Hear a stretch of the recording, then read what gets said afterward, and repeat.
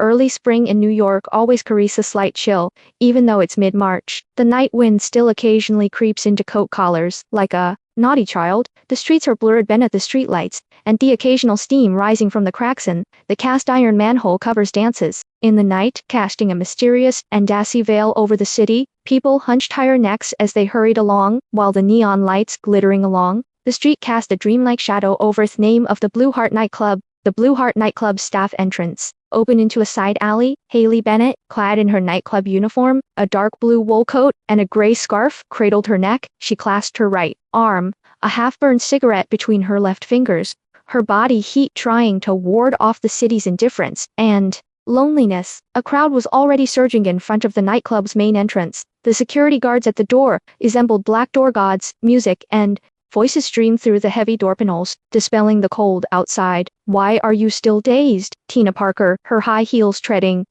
poked her head out of the employee entrance door. She leaned over to her, naturally taking the half-smoked cigarette from Haley's hand, and taking a deep drag. Her exhaled smoke mingled with a cloud of white mist in the cold night. Tina was Haley's closest friend at Blue Heart, and their roommate. The two of them often joked with each other. Whoever earned the biggest tip got tacos. Which hot tub tonight would be in first?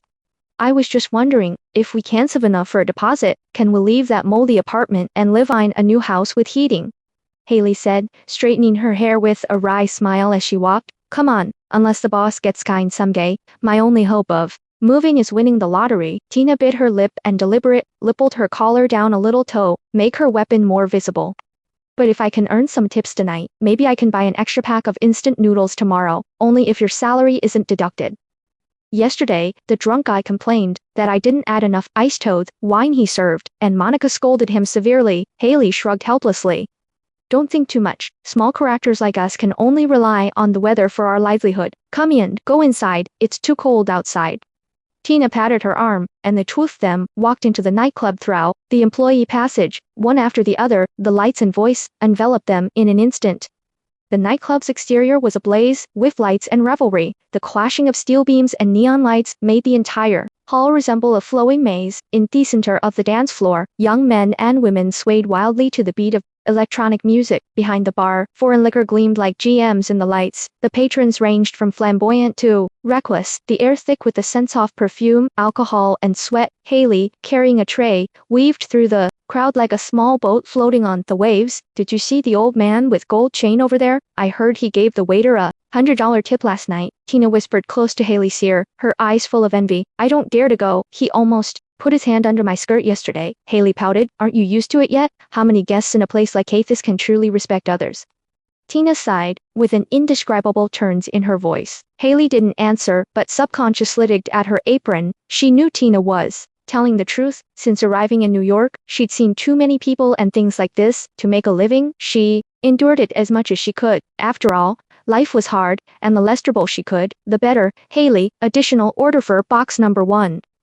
The bartender waved at her from behind the bar. She hurried through the dancing crowd. The tray in her hands grew heavier, her steps growing numb. Every night's work felt like walking on the edge of the city. One wrong step, and the crowd would push her into the darkness.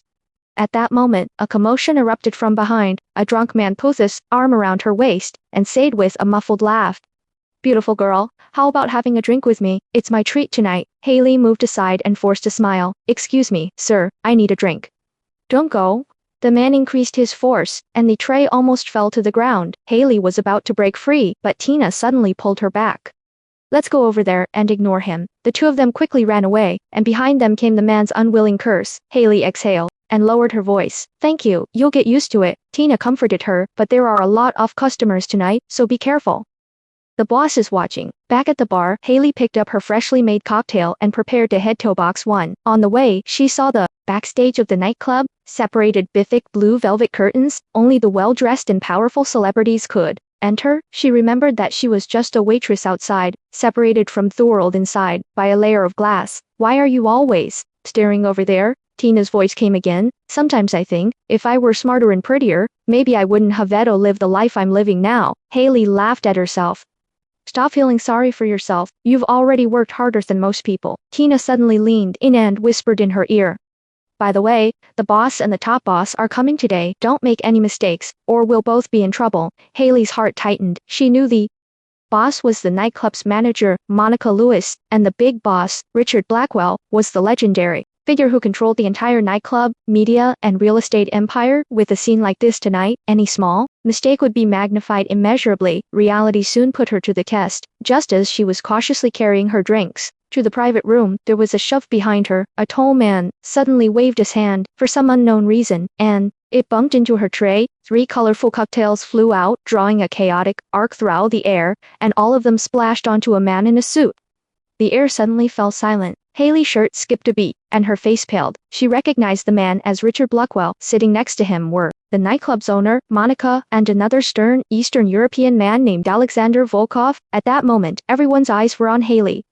New York nights are always full of stories. Haley Bennett stood in the back hallway off the Blue Heart nightclub, the deafening music from the main hall still echoing in her ears. Her fingers were still sticky with the cold wine, and the cuff of her uniform was stained with a large cocktail stain. The cold seeped through her skin and into her bones, and every nerve was tense. She was flanked by 2 tall, black security guards, 1 on each side, and escorted to a small office at the end of the kitchen. The door slammed shut behind her, isolating the outside world into a distant noise. The room was filled with the smell of disinfectant, cheap air freshener. Monica Lewis sat behind her desk, her face as gloomy as this. Tell me, Haley, do you know how much trouble you got into tonight? Monica said, her voice filled with undisguised anger and anxiety. Haley lowered her head and bit her lip. I'm sorry, Monica, I really didn't mean to do that. Someone bumped into me suddenly. That's enough. Monica slammed her hand on the table, causing a chair to creak. Who do you think Richard is? If he gets mad here, not only you, but also Blue Heart will be in trouble. Do you know how important today's meeting is to us? The security guards stood aside, their faces expressionless, like twin surmountable walls. Haley felt a chill run down her spine. She tried not to tremble, and spoke calmly. I can go apologizado, Mr. Richard. Apologize? Monica sneered, standing up and looking down at her. Do you think a man like Richard would listen to your explanation? Do you know how expensive that suit he's wearing is? You can't even afford to pay him back with a year's salary. Haley's heart sank. She had never felt so clearly how insignificant and powerless she was. I can stay and clean it up, even if they deduct me salary. That's fine. She tried to seize the last chance. Please give me another chance, Monica. Monica's expression relaxed for a moment, but quickly turned resolute again. It's not that I didn't give you a chance. It's that you really walked into trouble today. She sighed deeply, as if reconciling herself. You should go home tonight. You don't have to come tomorrow. Your wage will be paid, and your name will be crossed off the roster. In one sentence, Haley's hope was completely destroyed. The air in the room seemed to have been sucked out, suffocating and cold. Haley stood there, her fingertips clenched into her palms. Monica waved her hand and said, Go ahead and pack your things. Don't delay other people's work. The security guard opened the door and stared coldly at Haley. She left the office in a daze, like a criminal sentenced to exile. In the corridor outside, Tina was leaning against the wall waiting for her. I heard everything. Tina reached out and took her arm, whispering, Don't be sad. You have to leave its scrappy place sooner or later. Haley smiled bitterly and shook her head, whispering, But I really have nothing now. I can't even pay the rent for next month. Tina pouted, her eyes reddening slightly, but she forced a casual air. Just consider it a pardon from Blue Heart as heaven. Besides, Haven 2 always said you could last 3 years in the bullpen. Are you afraid? You can't make it in New York. Haley lowered her head and counted the change in her uniform pocket. She tried hard not to cry, but the grievance and fear in her heart threatened to overwhelm her like a tide. The bright lights and boisterous laughter outside the hall were completely at odds with her current loneliness and loss. Let's go home. I'll have some hot chocolate with you. Tina put her arm around her shoulders. If things don't work out, we'll find a new job tomorrow. There are plenty of nightclubs in the city. Don't let these people get you down.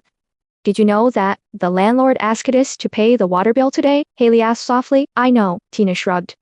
I'll go talk to him tomorrow. If that doesn't work, I'll just shamelessly delay it for a few more days. Tina, thank you. Haley's voice choked. If it weren't for you, I don't know how I would have gotten through this. Tina grinned. Stop being sentimental. When we become rich, we're definitely going to live in a big house with a bathtub. They walked through the narrow passage backstage together, and when they passed the garbage room, Haley put the tray and uniform in the recycling bin. At that moment, she felt like she had thrown all her past hopes into the darkness. They reached the back door of the nightclub, where a chill wind blew against them. Outside, only a few taxis and flashing neon lights shone. Tina split her scarf in half and tucked half into Haley's pocket. Here, don't catch a cold. You're a free man now. Haley's nose felt sore, and she wrapped its scarf tightly around her neck. How about we go to Chinatown tonight and have a bowl of hot noodles? I've got a little tip. Haley instinctively shook her head. No, I have to save money. If I can't find a job, how long will this money last? Tina thought for a moment and nodded. Then go back early and talk about it tomorrow. The two walked along the deserted street towards the small apartment they shared. When she got home, the house was cold and damp, the heater wasn't working, and only the small bedside lamp cast a dim light. Haley took off her coat and sat on the edge of the bed, lost in thought. She pulled a wrinkled photo from under her pillow. It was a childhood photo of her and her mother on their farm. Her mother was young but tired, while she looked stubborn. Mom, I've tried so hard, Haley prayed silently in her heart. Can you give me a chance so that he don't have this bad luck again? Car lights flashed outside the window, stretching her shadow. Tina handed her a cup of hot water from the kitchen and joked. If you're still alive tomorrow morning, we'll have new hope. Haley took a sip of water and felt a little warmer. She suddenly asked, do you think I was born unlucky? Tina spread out her palms mysteriously. What you lack is a noble person, not good luck. Maybe a miracle will happen tomorrow. The two smiled at each other, and there was a touch of comfort in the air. It was late at night. Haley tossed and turned in her bed, her thoughts as chaotic as the night. She recalled Richard's cold face, Monica's angry eyes, and the avoidant glance off her colleagues, all the hardships of the past few years, the grievances of being scolded by her boss, and the nights spent washing cups in the kitchen with ice-cold tap water replayed in her mind like a movie. Why is it always who gets unlucky? She muttered to herself, staring at the ceiling. Am I really that bad? In the darkness, only Tina's steady breathing kept her company. The city, outside the window, was still ablaze with lights, but her world was a lonely one. She subconsciously touched the change in her pocket and made a decision. She had to find a job tomorrow, and not give up. The morning light shone through the gaps in the curtains, bringing with it a glimmer of hope. Haley gently stood up, combed her hair into a neat ponytail, and put on her most respectable shirt. Tina stretched lazily beside her and murmured, another day of leveling up after monsters. Well, Haley forced a smile. I'm the hardest person to be defeated. The two smiled at each other and walked out of their small but hopeful home, with the fatigue of sleeplessness and a little bit of expectation. It was 4 a.m, and the New York sky was just beginning to turn a grayish blue. Haley Bennett had been to sing, and turning in her bed, eyes wide open, she listened to the irregular clicks of the heating ducts, the soft snoring of her roommate Tina, and the occasional whistling of police sirens outside her window. Ever since she lost her job, her heart had been locked in a bottle, a weight she could never open, heavy, depressed, and with nowhere to rest. Her savings, plus the scattered tips she earned, were barely enough to sustain her for 3 or 4 days at most. The landlord had sent her a demanding message last night, warning her that if she was 1 day late, she'd be fired. She had no choice but to turn off her phone. She needed a quiet morning, even if only for a few minutes. Tina woke up and mumbled drowsily, what time is it? Why aren't you sleeping yet? I can't sleep. Haley answered in a low voice. Tina rubbed her eyes and sat up. Don't worry, we'll find a job. The worst that can happen is another night shift. Look, that fall you made yesterday was actually quite satisfying. Who hasn't thought about throwing a glass of wine in their boss's face? Haley couldn't help but smile, but the smile quickly disappeared. But I really didn't mean to. Tina threw a pillow at her. Don't blame yourself. Get ready and go out to find a job in the morning. Don't let yourself get hurt. Haley nodded, but couldn't hide the worry in her eyes. After daybreak, they washed up and Haley changed into the cleanest blue shirt and jeans. She looked at herself in the mirror. Her face was pale, her eyes were dark circles, and her hair was slightly split because she had no money to buy conditioner. She sighed softly and tried to look resolute. New Yorkers aren't afraid of failure, she said to herself, but I'm afraid I won't even have the chance to try. Tina came over to cheer her up. Let's go. I've already mapped your resume submission route for today. Remember to drink less coffee for breakfast to save money. The two of them carried their backpacks and walked down the narrow stairs of the apartment. Like warriors about to set off, the streets outside were still cold and deserted. They spent 2 full hours asking around at a dozen cafes, restaurants, and a new pizza place. Most places had enough staff, or simply didn't need inexperienced waiters. With each resume Haley handed out, her voice grew quieter, her smile growing more strained. They bought 2 cheap bagels at the corner convenience store and ate breakfast in the curbside steps. Haley bit into the dry bagel, feeling frustrated. Is there no one who wants me anymore? She asked Tina in a low voice. Are you stupid? It's just a crappy job. When God closes a door, he will open a window for you, Tina said stubbornly, but there was a hint of worry in her eyes. After daybreak, they washed up and Haley changed into the cleanest, blue shirt and jeans. She looked at herself in the mirror. Her face was pale, her eyes were dark circles, and her hair was slightly split because she had no money to buy conditioner. She sighed softly and tried to look resolute. New Yorkers aren't afraid of failure, she said to herself, but I'm afraid I won't even have the chance to try. Tina came over to cheer her up. Let's go. I've already mapped your resume submission route for today. Remember to drink less coffee for breakfast to save money. The two of them carried their backpacks and walked down the narrow stairs off the apartment, like warriors about to set off.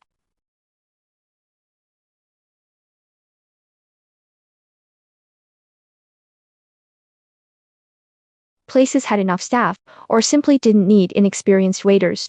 With eager zoom Haley handed out, her voice grew quieter, her smile growing more strained. They bought 2 cheap bagels at the corner convenience store and ate breakfast. On the curbside steps, Haley bit into the dry bagel, feeling frustrated. Is there no one who wants me anymore? She asked Tina in a low voice. Are you stupid? It's just a crappy job. When God closes a door, Hell will open a window for you, Tina said stubbornly, but there was a hint of worry in her eyes. Just as they were about to continue their journey, Haley's phone suddenly lighted up with an unfamiliar number. Hello, Miss Bennett? A deep, unfamiliar male voice came from the other end of the line. My name is Alexander Volkov. Haley suddenly became nervous, her heart pounding. Hello, what can I do for you? I'm so sorry about what happened last night. Alexander said in a calm and steady voice. I know it wasn't your fault. If you don't mind, I'd like to buy you a cup of coffee. I have something. I want to talk to you in person. Haley was stunned and even suspected that she had heard it wrong. Seeing her in a daze, Tina came over and asked, who is it? Last night's guest? That Alexander? Haley whispered. Tina's eyes widened as she lowered her voice and said, oh my God, he's not going to sue you, is he? Or is she going to support you? Haley immediately shook her head, her face slightly red. No, he said wanted to buy me coffee. Are you going? Tina nudged her quietly. I don't know. There was a chuckle on the other end of the line. I mean, no harm. I just think we should talk again. Choose a place you feel safe. Haley hesitated for a moment, then finally said, then Starbucks on 7th Avenue downtown. Is that okay? Sure, I'll be there at 10 o'clock. After the call ended, Haley sat there with a dazed look on her face. You're crazy. Tina patted her shoulder. He's a big shot. Why would he buy you coffee? I don't know either. Haley bit her lower lip, feeling uneasy. The lights in Starbucks were soft, and the aroma of roasted coffee beans wafted through the air. Haley sat by the window, her hands tight gripping her paper cup. People streamed in and out, and her eyes scanned every person who entered. At 10 o'clock sharp, Alexander Volkov pushed open the door, dressed in a dark gray coat and a crisp suit. His aura of coolness was a stark contrast to the nightclub's glamorous atmosphere. He approached Haley with a measured stride and a sharp gaze. Miss Bennett, he nodded slightly, his tone polite but distant. Haley quickly stood up and nervously greeted, Good morning, Mr. Volkov. Alexander sat down, motioning for her to relax, and ordered a cup of black coffee. After a brief silence, he looked directly into Haley's eyes. I understand everything that happened last night. You didn't mean to do that. It was the guest who was too impulsive. Haley lowered her head. Thank you, but that doesn't change the fact that I'm fired. I know, Alexander's tone softened, so I came here today to give you a chance.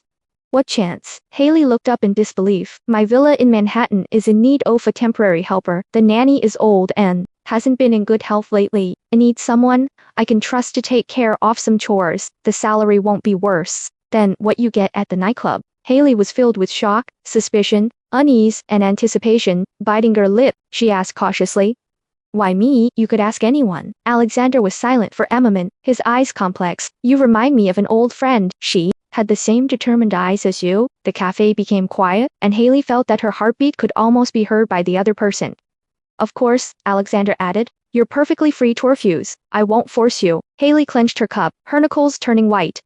If I agree, where would he live? What would I do? You can live in a villa with your own room. You'll be responsible for simple cleaning, gardening, and occasional cooking. Your salary will be paid weekly, and food and accommodation will be included. If you need it, I can help you with the first rent deposit. Why are you willing to help me? Haley asked in a low voice. Alexander lowered his eyelids and said in a low voice, I just think that a person who is working hard to make a living should not be left homeless in New York.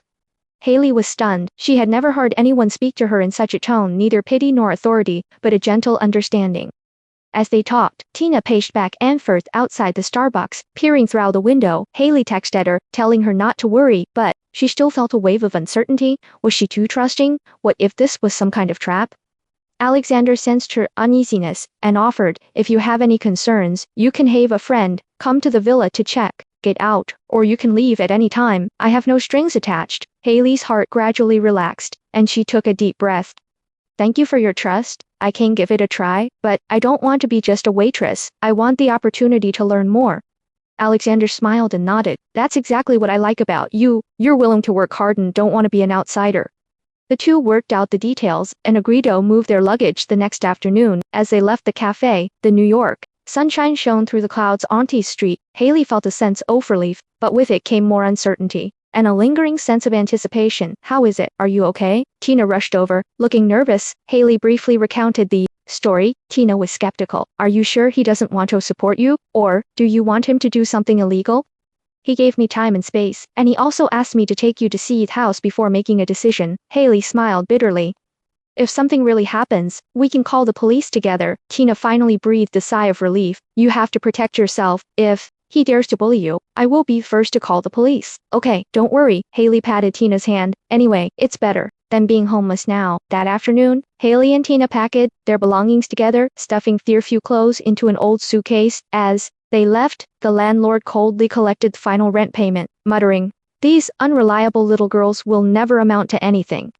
Tina responded harshly, "Just wait and see, we'll make you regret it sooner or later." They dragged their luggage and took a taxi. The New York street scene flashed be outside the window, and Haley was, in a daze in the back seat. She was actually very scared. Scared of the unknown, scared of having nothing, and even more scared that there would be no way out in the future. But she also felt that the gears of fate had finally begun to turn slowly. As long as she was willing to take a step forward, perhaps everything would have new possibilities.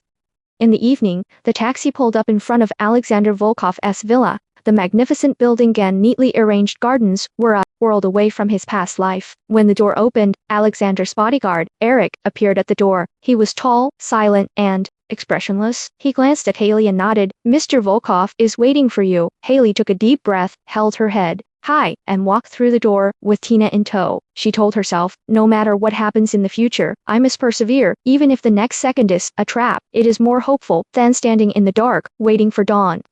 The afternoon sun cast dappled shadows across the streets of Manhattan's West Side. Haley sat in the backseat of a taxi, watching the skyscrapers pass by through the window. An invisible hand stirred her heart, stirring her with both nervousness and anticipation. Tina beside her murmured, "This place looks really classy. Let's not dirty the carpet. This is my first time in a house this big too." Haley clutched her backpack on her knees, her heart racing. The taxi pulled onto a quiet street, ending at a three-story off-white villa. The wrought iron gates swung open automatically. Rosand neatly trimmed shrubs in the garden bloomed quietly in the autumn sun. A stone lion stood at the gate, creating a stately mansion, like something out of an American TV series. Bodyguard Eric was already waiting at the entrance, dressed in a black suit, and, with a stern expression, he watched that woman exit the car, and simply nodded. "Leave the luggage me, follow me," Tina whispered.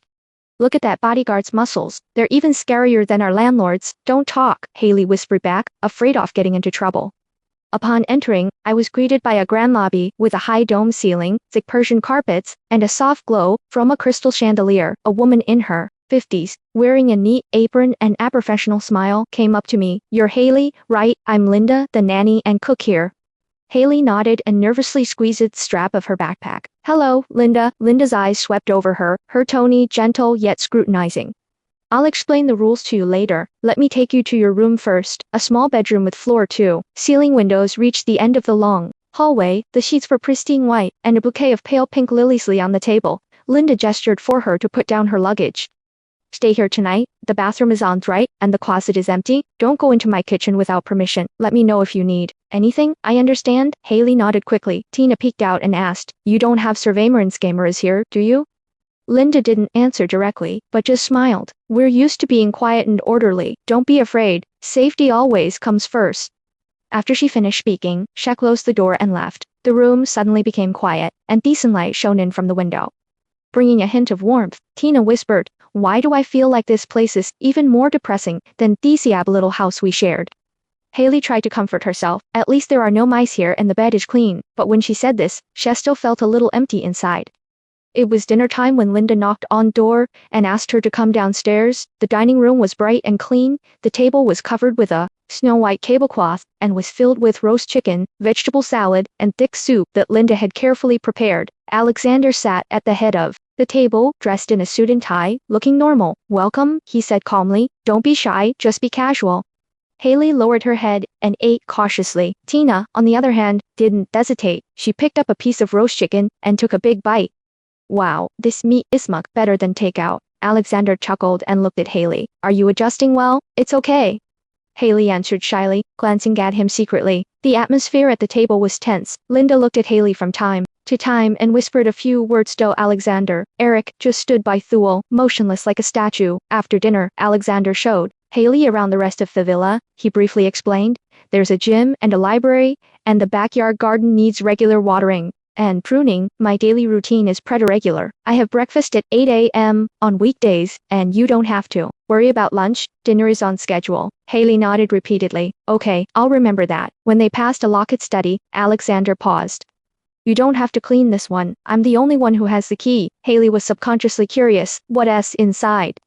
Alexander's mouth curled up slightly. "Just some personal documents, souvenirs." This statement aroused Haley's curiosity, but she didn't ask any further questions. As the night deepened, the villa fell silent. Haley finished her shower and sat on the edge of her bed, lost in thought. On her phone was a message from Tina. "I'm leaving. The room is super comfortable. Feel free to contact if you need anything." Haley finally felt a little more at ease. She recalled the first time she'd slept on a soft bed today, the clean room, the bright bathroom, the absence of noise and cold, but the quieter it got, the more uneasy she felt. Everyone here was polite and indifferent, every word coming through like a layer of glass. In the middle of the night, she was awakened by the sound of subtle footsteps. Downstairs, someone was moving around, occasionally whispering. She held her breath, a thought suddenly crossing her mind. Is this really safe? She quietly walked to the door and saw, through the crack at the bottom of the stairs, that Alexander and Eric were talking in low voices, with serious expressions. She couldn't hear the content, but she felt that the atmosphere was unusual. Haley huddled back in bed, her mind a mess. What the hell have I gotten myself into? She asked herself. At 6 in the morning, Linda knocked on the door to wake her up. Haley went downstairs in a daze and found that a hearty breakfast had been prepared in the kitchen. "Help me wash the dishes today, and then go pull weeds in the backyard. Don't be afraid of getting dirty, and remember to wash your hands after you're done." Linda handed her a pair of gloves. Haley nodded and quietly threw herself into her new job. As she washed the dishes, she listened to Alexander's whispers on the phone in the restaurant, feeling uneasy while pulling weeds in the backyard, the sun shining on her and the breeze carrying the smell of earth. Haley suddenly found that she actually missed the days when she used to work on farm in her hometown. Linda came out and looked at her squatting on the ground. "You are very capable, Haley. But I don't think this is the end." Haley was stunned for a moment. "What do you mean?" Linda said meaningfully. "If you have the chance, don't just be a cleaner." These words were like a seed planted in Haley's heart.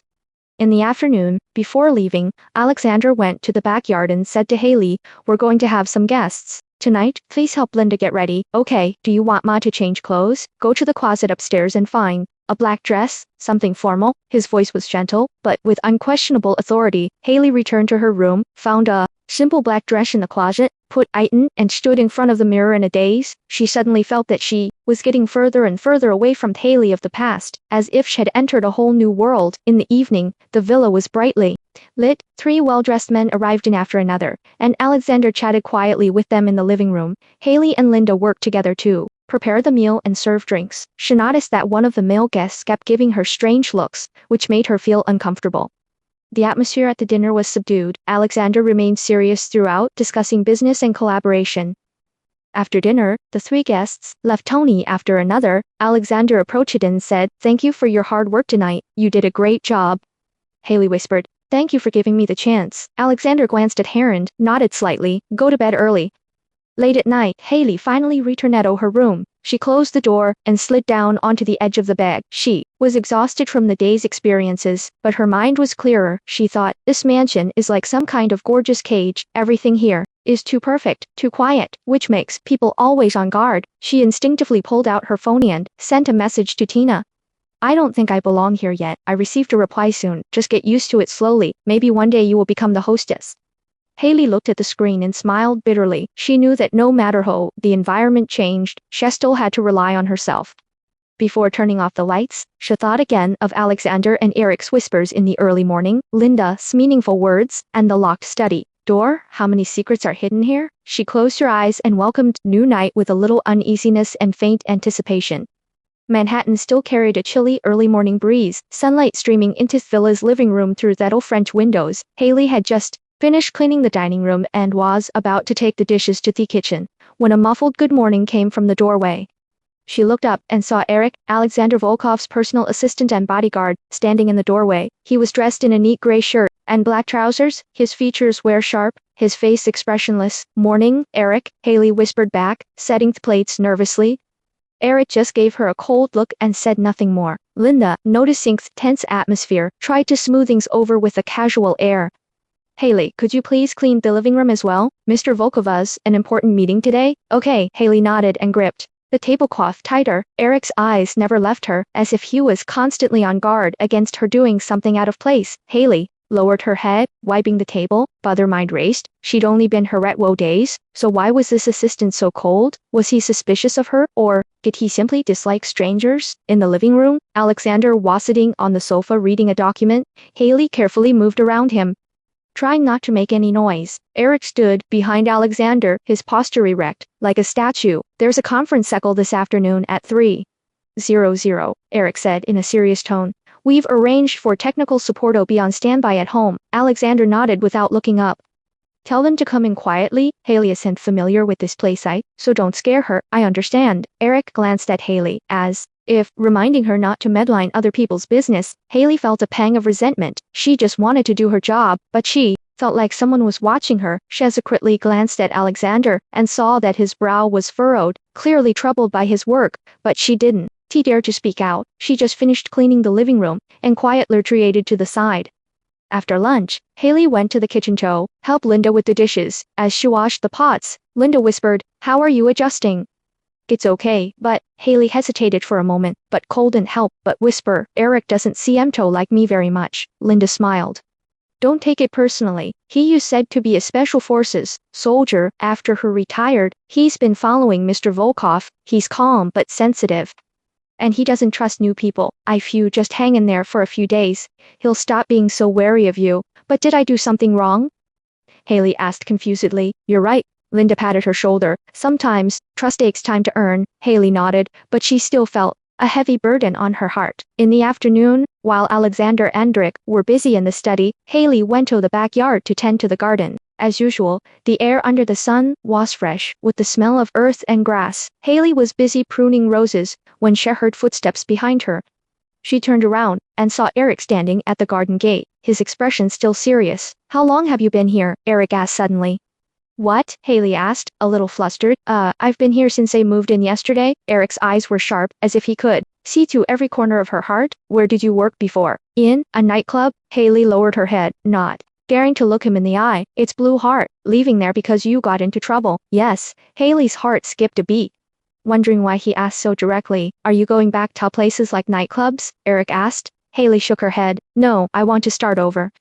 Eric looked at her for a while and said coldly, "As long as you don't cause a trouble, no one here will bother you, but if you do something that makes the boss unhappy..." He didn't finish his words, just glanced at her meaningfully, turned and left. Haley stood there for a long moment, a mixture of emotions running through her. She hadn't done anything, yet it felt like she was about to be kicked out of the villa at any moment. In the evening, Alexander invited her to his study and briefly outlined his work schedule for the next few days. "Help Linda prepare breakfast tomorrow morning, then tidy up the guest rooms on the first floor. Every afternoon, take care of the garden and the carpet at the entrance to the study. Don't touch contents of the desk or drawers." "Okay, I'll pay attention," Haley answered obediently. Alexander looked up at her and said, "Don't be too nervous. Everyone needs time to adapt to the new environment." "Thank you for your trust." Haley felt warm in her heart. "By the way," he smiled, "don't pay any attention to Eric. He's just being too conscientious. He is really strict." Haley finally couldn't help but complain. Alexander chuckled softly. "You'll have to get used to it. In this family, it's not easy for anyone to trust others." In the evening, Haley made herself a cup of hot cocoa in the kitchen. When she was about to go back to her room, she heard whispers coming from the corridor. Do you think she's reliable? It was Eric's voice. She needs a chance, Alexander said lightly. But her background, she comes from a nightclub. No one will be fired for no reason, Eric questioned. I'm not wrong in judging people, Alexander said firmly. Haley hid in the corner, her palms sweating. She suddenly realized that every step she took in this mansion was like walking on a tightrope. She could fall at any time. The next morning, Haley woke up early and took the initiative to help Linda prepare breakfast. Linda poured her a glass of milk and said, "Don't force yourself. You can talk about things you don't like." Haley shook her head. "I just wanted to prove that I could do it." Linda smiled gently. "You will succeed." After breakfast, Haley went to Clean's guest room. As soon as she entered the room, she found an expensive watch in the bedside table. She hesitated for a moment, then took the watch and knocked on the study door. Eric opened the door, glanced at his watch, and his expression suddenly turned cold. "What did you touch?" "I was just cleaning and brought it over when I saw the watch," Haley explained quickly. "Don't enter private space without permission from now on," Eric said sternly. Haley's heart tightened, feeling like she had just been deducted another point. During lunch break, Tina sent a message. "How are you today? Did that cold big guy bully you?" Haley replied with a smiley emoji. "Everything is fine. Bully's too much of a robot, Tina. Don't be afraid of him. If you have any problem, just go to your boss." "Haley, I just want to keep a low profile and not get kicked out." After sending the message, she breathed a sigh of relief. She really wanted a sense of security, but reality told her that security could only be earned. In the evening, Alexander came home. Late after working overtime, Haley prepared a cup of coffee for Hyman in the kitchen. When she brought Io the door of the study, she happened to hear an argument inside. "She is an outsider after all." Eric's voice was cold and hard. "I like her stubbornness," Alexander replied. "But she may not be worthy of your trust. How do you know she won TB an unexpected opportunity?" The room was quiet for a while. Haley stood at the door with her coffee in hand. Suddenly, she felt fate of everyone in this family was wearing a mask, guarding against each other and relying on each other. She knocked on the door, and Alexander opened the door himself and smiled as he took the coffee. "Thank you. Good night." "Good night, sir." She turned back to the room, leaned against the door, and took a deep breath. As night fell, the villa gradually quieted. Haley sat on the bed, her mind turning over the day's events. She remembered Linda's words, "Trust is earned over time," but then she remembered Eric's words, "As long as you don't cause trouble, no one will bother you." She suddenly felt that what really made her feel difficult was uneasiness in her heart. "Can I really stay here? Connie be someone worthy of trust?" She closed her eyes, listening to the occasional footsteps outside, and the hustling bustle of the city in the distance. In the Manhattan night, some people were asleep, while others were alert, and she can only choose to grow in the cracks, until one day, she becomes the person who can be trusted. On Friday morning, a thin layer of fog blanketed the Manhattan sky. In the kitchen of the villa, Linda rose early as usual to prepare breakfast. For Alexander and Haley, the air was filled with the aroma of freshly baked bread. Haley was intently peeling fruit, her ears perked up, alert for footsteps coming from upstairs. Lately, she'd noticed that Alexander, apart from working overtime, had been locked in his study, even eating simply. Today, please help me vacuum the carpet in the second-floor hallway and outside Mr. Alexander's office. Be gentle and don't disturb him. Linda brought the last pot of coffee to the table. "He was busy late last night and he's not in a good mood." "I see," Haley nodded, but a wave of curiosity welled up in her heart. Ever since she moved into this house, she had been puzzled by the closed study door. Outside was an ordinary hallway, but inside, there was always a mysterious aura. After breakfast, Alexander simply said, "Hello to everyone," and hurried upstairs. Haley followed carefully behind him, vacuum cleaner in hand. Eric stood guard at the end of the hallway, his gaze fixed on her. Haley felt a little nervous, but she kept her head down and focused on cleaning. Every time she sniffed at the study door, she could smell the faint scent of sandalwood and old paper wafting through the crack, as if beckoning her in. She tried to suppress her curiosity, but the cloud of suspicion grew heavier. Around noon, she heard a low murmur of an argument upstairs. She slowed down and heard Eric lower his voice. "Sir, there is nothing wrong with her background, but I still recommend that you be cautious. You're being overly sensitive." Eric, Alexander's voice, was as calm as ever. "She doesn't seem like he's type to cause trouble, but she's too interested in the study. She kept staring at the door when she passed by yesterday. Anyone would be curious." Alexander chuckled. "Especially a young girl, but we can't make any mistakes. I know what I'm doing." Alexander's tone was gentle but decisive. Haley stood at the corner, her heart racing as she backed away. She was apprehensive. "Are they talking about me? Have I really given away something?" She quickly gathered her tools and went downstairs to help in the kitchen. During lunch, the atmosphere was noticeably tense. Alexander barely spoke, quietly eating the grilled fish Linda had made, occasionally glancing out the window. Eric observed Haley's every move. Noticing this, Linda softly asked, "Are you okay? You don't look well." "I just didn't get enough rest," Haley whispered, her fingers quietly stirring the napkin under the table. "Don't be afraid. No one here will make things difficult for you," Linda comforted her. "I just want to prove it, that I can do it." Haley forced a smile. After dinner, Alexander asked Eric to accompany him on an errand. The villa suddenly fell silent. Linda was busy cleaning the refrigerator in the kitchen, while Haley continued to clean the scund floor hallway. As she mopped the floor, she couldn't help but glance at the heavy study door. After hesitating for a moment, she gently turned the doorknob and found that the door was not locked. The door slowly opened, and the faint scent of ancient books and sandalwood came out from inside. Sunlight streamed through the floor too. Ceiling windows, spilling onto the tall bookshelves and dark walnut desk. Scattered on the desk were documents, pens, and a yellowed old photograph. Face up, its edges frayed, the photograph still evoked a young woman in a light dress, shoulder-length black hair, a gentle smile playing on her face, a face strikingly resembling Haley's own. Haley was drawn to the photo and took a closer look at it. Her heartbeat quickened and her fingertips strummed slightly. "Why is there a photo of me?" "No, that's not me," she muttered softly, countless questions flashing through her mind. Suddenly, there were hurried footsteps. Outside the door, Haley was so frightened that her hands trembled and quickly put the photo back in its place. The moment the door opened, Alexander was standing at the door with a complicated expression. "What are you doing?" he asked with a barely perceptible hint of anxiety in his voice. "I am cleaning." Haley didn't dare to look up. Alexander walked into the study. His eyes lingering between the photo owned her. He was silent for a few seconds before saying calmly, "Don't come in here without my permission." "I'm sorry." Haley lowered her head and apologized, feeling guilty and curious. "Go out." Haley slowly left the study and closed the door. She could feel Alexander's eyes on her back. Until she was out of the way, she hurried downstairs and went to the kitchen to drink some water to calm herself down. Seeing this, Linda asked with concern, "What's wrong?" "I just now accidentally walked into the study and saw a photo." Linda was silent for a moment, then sighed. "That's a very important memory of his. Don't ask any more questions. And don't touch it again." "Who is she?" Haley lowered her voice. Linda shook her head. "This is his own story. Just remember to be careful." Haley bit her lip, her curiosity growing stronger. Who was the woman in the photo? Why did she look so much like her? Why did Alexander look at her like that? In the evening, Alexander returned as usual. Dinner was subdued, everyone maintaining a measured silence. Afterward, Haley volunteered to clear the table, taking the opportunity to observe Alexander. He remained grave, unlike his usual gentle self. Late at night, Haley tossed and turned in bed, unable to sleep. The woman in the photo lingered in her mind. She imagined Alexander's past love story and wondered about her true place in this family. Suddenly, an anonymous text message arrived on my phone. "Be careful, there are some secrets that shouldn't be touched." Haley sat up abruptly, a chill running down her spine. She looked around. The only sound in the room was her own faint breathing. Who was it? From Eric or Alexander? She recalled every detail of today, wondering if her actions had alerted someone.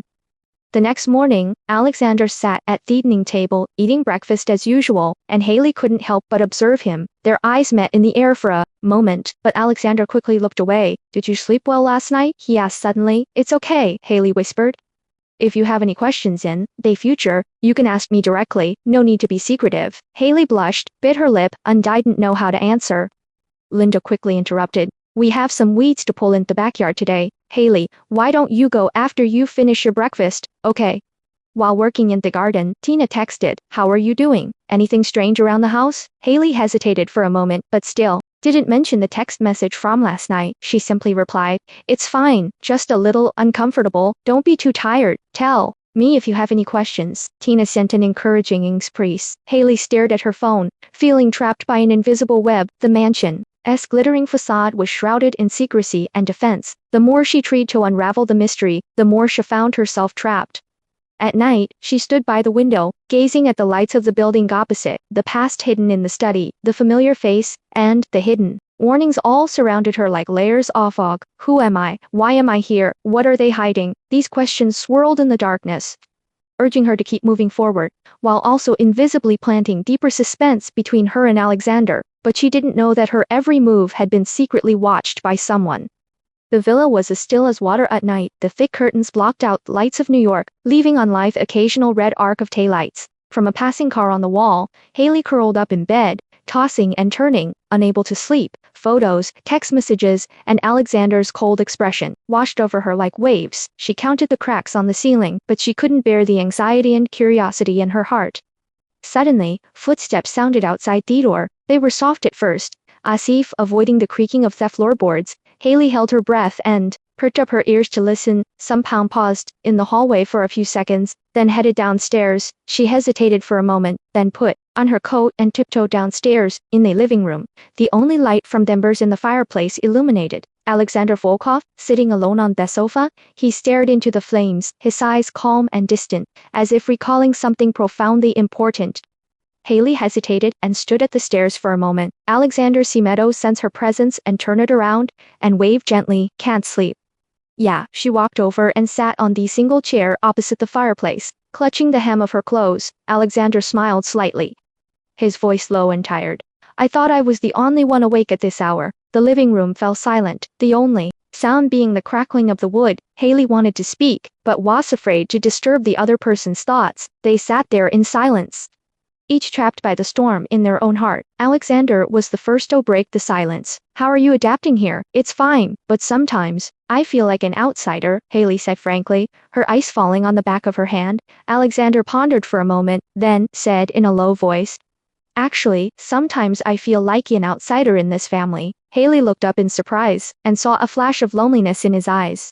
"What are you thinking about?" she asked cautiously. Alexander stared at the firelight, his voice almost like he was muttering to himself. "Some memories always become especially clear, late at night, like people you've lost, mistakes you've made, promises you made, but never fulfilled." "Is this the case with you?" Haley nodded, her voice a little hoarse. "I often think of my childhood, especially my mother. Sometimes I dream that she is still alive and waiting for me to come home on the farm." "You miss her a lot, don't you?" "Sometimes," Haley smiled bitterly. "Sometimes I hate her too. She always thinks I was born a mistake." Alexander listened quietly without interrupting, his eyes filled with a patience and compassion rarely seen in adults.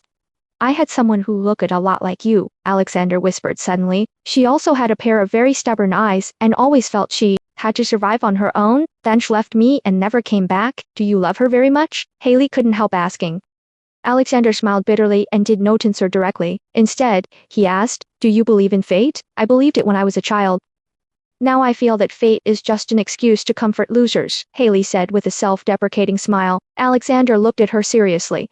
"Perhaps, but sometimes, fate brings two people together in ways you never expected." The firelight cast shadows of varying shades on his face, making his features appear more profound. The air was filled with unspoken stories. "I always feel like a lonely boat drifting in the city," Haley whispered, "like I could be overturned by the waves at any moment. But tonight, for the first time, I felt like someone understood how I felt." "That's normal," Alexander said softly. "I've met many people who think they're strong, but in reality, they're just looking for someone to talk to." "Are you afraid of loneliness?" Haley suddenly asked. "I'm afraid," he said frankly. "But I'm even more afraid that if I get used to being alone, I'll never be able to get close to others again." They both fell silent. The night deepened, with only the glow of the fireplace and the sound of the wind outside for company. After a while, Alexander whispered, "Thank you for chatting with him tonight. I haven't felt this relaxed in a long time." "Me too." Haley smiled, and the feeling of being trusted in her heart made her feel warm. She mustered up the courage to ask tentatively, "That photo in your study, is that her?" Alexander was visibly startled, but then regained his composure. His voice was so soft it was almost inaudible. "Yes." "Is she still there?" "No, she died a long time ago." Alexander's voice was low and restrained, as if he was afraid of accidentally exposing all his vulnerabilities. Haley's nose felt sore, and she couldn't help wanting to comfort him, but she felt that any words were too light. She just sat quietly. Accompanying him was silence. A gust of cold wind blew in through the window, and Haley's subconscious lip lippled, her coat tighter. Alexander stood up and added a few more pieces of firewood to the fireplace, and the fire suddenly became much brighter. "Sometimes I wonder, if she were still here, would she chat with me at night, like you do?" he said. "Maybe," Haley whispered soothingly, "maybe she'd rather scold you." Alexander laughed, and the atmosphere relaxed a little. He turned to look at Tali, a look of relief in his eyes. "You are very special." Me? I'm just a working girl. No, you're stronger than you think, Alexander said seriously. I'm glad you're here. Silence fell upon them again. Hallie suddenly felt strangely at peace. She had never imagined she could spend late nights with a man like this, sharing her feelings by the fireplace, but the suspense remained. She had a vague feeling that Alexander was still hiding something. The way he looked at her, the photos in his study, the nightly conference calls, and secret whispers, all seemed to point to a larger mystery. Are you free tomorrow? Alexander asked suddenly. Yes. What do you need me to do? Go somewhere with me, don't worry. It's not work, it's my own business. Haley hesitated a little, but seeing his sincere gaze, she nodded. Okay. Alexander breathed a sigh of relief. Go to bed early. See you tomorrow. Good night, sir. Good night, Haley. She quietly went upstairs to her room and glanced back at the figure in front of the fireplace. At that moment, she suddenly understood that some nights were destined to be sleepless, and some stories were destined to unfold slowly in the middle of the night. Back in her room, Haley took off her coat and tossed and turned in bed. She entered the evening's conversation, feeling both warm and uneasy. Alexander's loneliness, the secrets in the study, the woman in the photo, and his reason for inviting her out, everything became a blur. What is he hiding? What will the end for him and me? She looked at the night outside the window, her heart filled with confusion and expectation. Downstairs, Alexander was still sitting in front of the fireplace, his eyes gleaming in the firelight. He picked up his phone and sent an encrypted message. Get everything ready, see you tomorrow. The weather in New York was growing colder, and the morning mist hadn't yet dissipated, but the air in the villa was already filled with a strange sense of tension. When Haley woke up, she found Linda and Eric in the kitchen quieter than usual. The atmosphere at the dinner table was subdued, and even Alexander seemed preoccupied. Don't bother with the living room this morning. I have something important to do. Eric stared at Haley intently while pouring coffee. Haley nodded cautiously, but a sense of unease rose in her heart. She had a vague feeling that something big was going to happen today. After breakfast, Alexander asked Linda and Haley to go prune the flowers in the backyard. As Haley pruned, she kept an eye on the activity inside. She wanted to ask something. Butch didn't dare, so she swallowed it. Seeing this, Linda whispered, we have an important guest coming today. Don't cause any trouble. Who is it? Why is everyone so nervous? Linda lowered her voice. They were always like this before you came. Whenever there was some powerful in the house, the air would freeze. Is it a business matter? Probably. Just ignore yourself and stay out of the living room. Haley nodded and pretended to concentration pulling out the weeds, but she became more and more anxious in her heart. Time passed slowly. At noon, a car roared past the villa's main entrance. Haley looked up and saw a black sedan parked steadily under the porch. Two women in black got out and opened the back door. A leather shoe stepped on the bluestone, and then a burly man with gray hair stepped out. Richard Blackwell. His suit was impeccably dressed, his eyes sharp as an eagle's. Two assistants followed behind him, their expressions slurred. He walked towards the door, his movements carrying the grace and pressure of someone accustomed to giving orders. Alexander stood at the door, his usual polite smile on his face, but his eyes were cold. Welcome, Mr. Richard. Richard glanced at Alexander, a faint smile on his face. Alexander, long time no see. The two men held hands together. But it was just a formality, as they were secretly competing with each other in terms of strength. The atmosphere in the room changed. Eric stood aside with a sullen expression, while Linda quietly retreated to the kitchen. Haley stood far away outside the door, her heart pounding. In the reception room, Alexander and Richard sat across a long table from each other. An assistant handed them a document, and the two began a low conversation. The atmosphere appeared calm, but under the surface, it was turbulent. Richard flipped open the document and said calmly, I've read this proposal. Do you think I'd accept it? Alexander remained calm. This is a mutually beneficial outcome for both of us. Continuing fight will benefit no one. Richard raised an eyebrow. You're becoming increasingly adept at negotiating, Alexander. Unfortunately, the market only listens to the winners. Alexander smiled faintly and replied, that's why I chose to actively seek cooperation with you. Richard tapped his fingers on the table, his expression suddenly cold. But you'd better not forget who the real owner of this city is. The air froze instantly, and the assistants all lowered their heads, even breathing carefully. In the kitchen, Haley and Linda were washing dishes, their ears perked up. Linda whispered, Richard is a fox, and Alexander is not to be trifled with either. Every time they meet, there's always trouble at home. So what are we going to do? Just try not to show up in the living room. But at this critical moment, Haley heard Eric's footsteps approaching. Haley, the boss asked you to deliver a tray of refreshments? Eric handed her the tray with a stern face. Now, Haley asked nervously. Yes, now. Linda's eyes widened and her mouth opened, but she managed not to speak. Haley took a deep breath, her hands, cold, and holding the tray. She tried to steady herself as she pushed open the door to the living room. Richard was frowning at the contract. While Alexander gazed calmly out the window, Haley carefully placed the tray in the corner of the table and whispered, "Tea, please." Richard suddenly looked up and glanced at her with a sharp gaze, his expression complicated. He stared at Haley for several seconds, a hint of an ambiguous smile appearing at the corner of his mouth. "New here?" Richard's tone was light, but like an interrogation. "Yes, sir." Haley lowered her head, trying to make herself look as small as possible. "Can you find such a pretty waitress in a place like a nightclub?" Richard spoke with obvious provocation, as if he was trying to test Alexander. Alexander replied calmly, "She is a very hard-working girl." Richard's lips curled up, a sharp glint in his eyes. What a coincidence, he looks a little familiar. Haley's heart tightened, and her fingers, unconsciously twisted around her apron. "Perhaps you've both wrong guys, sir," said Hum, meaningfully. Alexander frowned slightly, as if he was wary of Richard's interest. When Haley put down the tray and was about to leave, Richard suddenly said, "What's your name?" Haley froze. Haley Bennett." Richard smiled faintly and nodded. "I'll remember." Haley left the room in a panic, feeling dubious about the gazes from behind. She ran back to the kitchen, her face pale. Linda looked at her with concern. "What's wrong?" He said, "I looked familiar," and asked my name. Linda's face also became nervous. "Don't arouse their suspicion. Go to the backyard for a while." Just as Haley was about to leave, Eric stopped her. "Where are you going?" "Linda asked me to go to the backyard." "Go ahead, but don't go near the study." "I know." Haley answered in a low voice, feeling increasingly uneasy. The sun was shining brightly in the backyard, and the fragrance of flowers filled the air. Haley stood beside terrace bushes, her hands shaking. She pulled out her phone and texted Tina, "Someone important came to our house today, and he seems to have some impression of me." Tina responded quickly, "Be careful and calm if you need any help." Haley looked at the roofline and suddenly felt that this mansion was like a gorgeous prison, with gazes and secret hidden behind every room and every window. She suddenly thought of the photo in the study, and the feeling of deja vu grew stronger and stronger. Richard's eyes, Alexander's defensiveness, Eric's vigilance, and Linda's implicit concern, all pointed to her. "What have I gotten myself into?" Haley asked herself silently.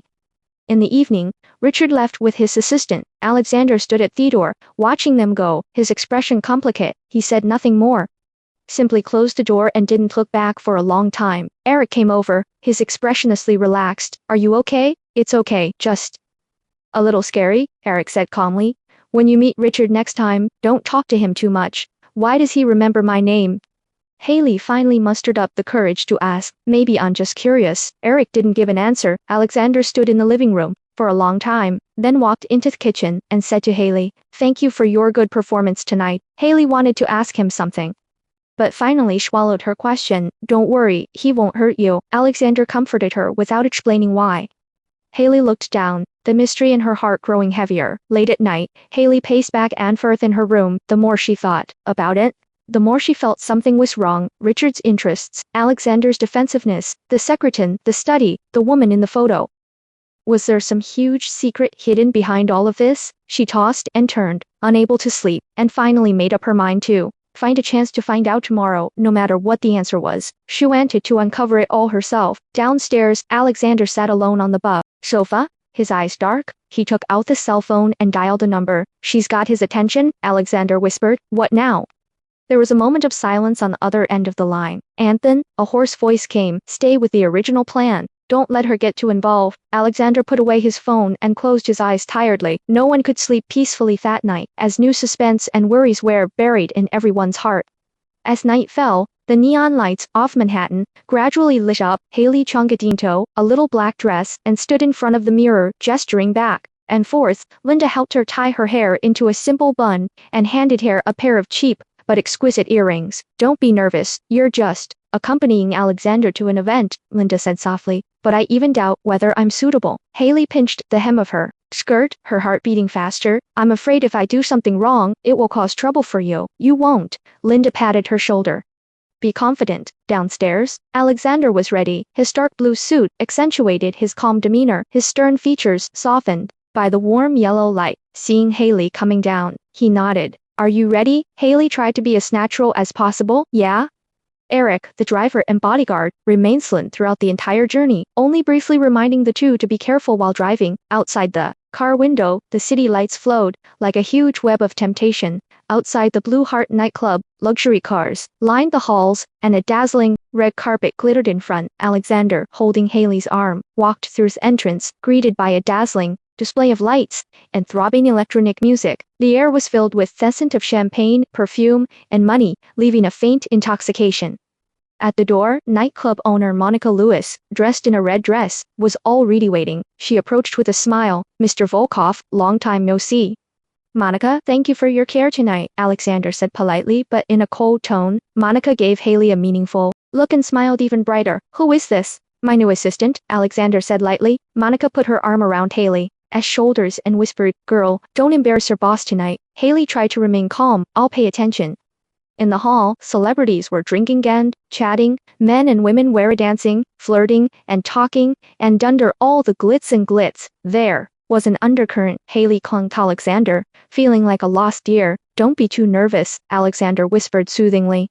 "Tonight is just a formality." Haley nodded, her eyes shifting. Justin, Richard Blackwell appeared. He was dressed in a silver-gray suit, exuding a commanding presence. Beside him was Anna, another partner in the nightclub and Monica's close friend, with a flamboyant demeanor and a sharp gaze.